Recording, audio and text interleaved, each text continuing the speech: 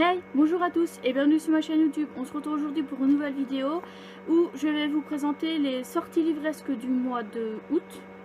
Donc une grande partie se base, enfin non, une petite partie se basera sur la sortie littéraire, donc tout ce qui est, la rentrée littéraire du mois, donc fin août, mais il y en a quelques-unes qui sont avant le 20.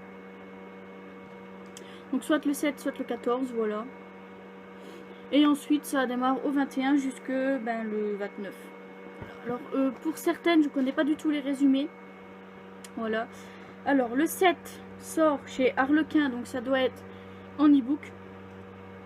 Electric Girl de Fleurana, et si j'ai bien suivi le résumé, on va suivre le point de vue d'un mec pour une fois. Si j'ai bien suivi le résumé, bien sûr. Alors ensuite sort le 7 mais chez Castlemore, Scary Stories, histoire effrayante à raconter dans le noir de Alvin Schwartz. Alors ça a été illustré mais je connais plus le nom de l'illustrateur. Si jamais je le retrouve, je vous mettrai là en même temps que la couverture. Mais dans tous les cas, pour l'instant, je sais plus du tout le nom de l'illustrateur. Alors cette fois-ci on passe au 14, sort en poche chez Milady, parce que c'est encore nous de Mary McFarlane. Et là, de ce que je me souviens du résumé, on va suivre deux personnes en fait qui ont eu un moment ensemble un jour et vont se retrouver 10 ans plus tard, et à ce moment là ils vont se questionner pour savoir si ils attendent encore 10 ans pour former un couple ou s'ils se mettent en couple maintenant. Voilà. Alors ensuite sort le 14 chez PKJ, Flashes de Tim O'Rourke. Alors je sais plus du tout de quoi ça parle, mais je pense que c'est de la jeunesse. Je sais plus du tout de quoi ça parle. Voilà. Alors ensuite, toujours chez PKJ, mais cette fois en format poche, sort Ma raison d'espérer de Rebecca Donovan. Où là, donc en fait, c'est la suite de Ma raison de vivre, qui était déjà sortie en poche courant 2019, je pense, ou fin 2018 dans tous les cas. Et donc là, c'est le deuxième tome qui sort en poche. Alors toujours le 14, et toujours chez PKJ, mais cette fois dans le grand format, sort Le bleu de tes mots de Cat Crowley. Et là, il me semble que c'est de la romance. Il me semble, je suis pas très sûre, mais il me semble que c'est de la romance. Alors ensuite, toujours le 14, et cette fois on retourne chez Castlemore, sort Grim Lovelace, le tome 1 de Megan Shepherd, et je me souviens plus du tout du résumé. Mais alors absolument plus. Alors toujours le 14, mais cette fois chez Hugo Roman, sort Le collectionneur de monstres de Arthur Ténor. Non pardon, chez Hugo Roman je me trompe. Chez Hugo Roman sort À la dérive de Jeanne Devro. Voilà. Jeanne Devro qui a déjà sorti beaucoup de livres chez Hugo Roman, et je crois que c'est la seule sortie Hugo Roman du mois d'août. Je pense que c'est vraiment la seule sortie Hugo Roman du mois d'août. Bref, ensuite chez Scrineo le 14 sort Le collectionneur de monstres de Arthur Ténor. Voilà. Où là c'est de la fantasy. Voilà, il n'y a pas d'autre, c'est de la fantasy. Alors on passe au 21 chez Sarbacane, sort Fraternidad de Thibaut Vermeaux.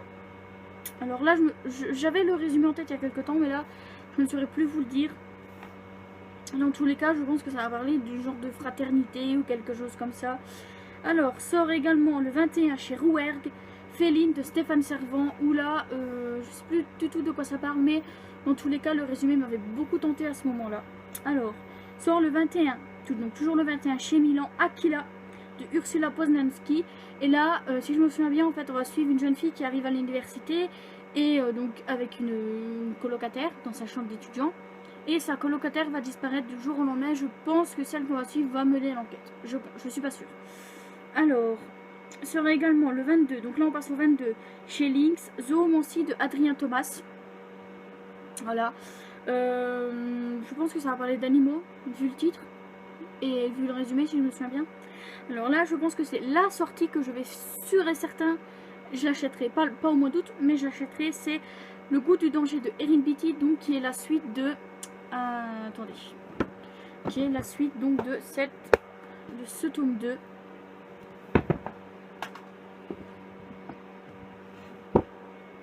Donc qui est la suite de ceci. Donc qui est la suite donc de Le parfum de la trahison, donc de Erin Beatty chez Lumen. Et on va toujours suivre la suite et la fin des aventures de Sage et Alexander et tout ça quoi. voilà, la suite des aventures de Sage Fowler, qui, je vous le rappelle, au début était apprentie marieuse. Au final, elle a rencontré Alex, puis après, dans le tome 2, elle travaille au château. Et voilà, je peux pas vous en dire plus parce que je peux pas spoiler, sinon je vais vous dire ce qui se passe dans le 3. Enfin, je sais pas ce qui se passe dans le 3, mais où elle sera dans le 3, voilà. Alors, ensuite, sort le 28. Si demain n'existe pas, de Jennifer and Armentrout, donc chez J'ai lu, ou en anglais c'était If There's No Tomorrow, un truc comme ça. Et j'espère que vous entendrez, parce que j'ai la console là, qui fait beaucoup de bruit. Alors j'espère que vous entendrez. Alors ensuite, le 28, toujours chez J'ai lu, sort Wild Side de Michael Imperioli. Là, je pense que c'est une sortie poche. Je me souviens plus très bien, mais je pense que c'est une sortie poche. Alors ensuite, sort toujours le 28 chez Milan, Time Bomb de Joël Charbonneau. Où là, en fait, on va se retrouver dans un lycée où plusieurs personnes sont là pour plusieurs raisons. Et une bombe va exploser. Et de là, ben, on va retrouver le coupable, donc le poseur de bombe en gros. Et donc là sort chez Gallimard le 29, La fille au cœur de dragon de Stéphanie Burgess, où là j'ai carrément craqué juste pour la couverture en fait. Bon, vous la verrez là, mais la couverture est trop belle. Et ensuite un autre qui me fait très envie, donc c'est Signé Poetics de Elisabeth Acevedo, donc qui sort le 29 chez Nathan. Et ma foi, je pense que de tous ceux qui me font envie, celui-là en fait partie. Parce qu'en plus, j'ai jamais lu de livre comme ça, donc c'est tout en vert. Donc tous ceux qui l'ont déjà lu pourront le confirmer, c'est écrit en vert, voilà, comme de la poésie en fait.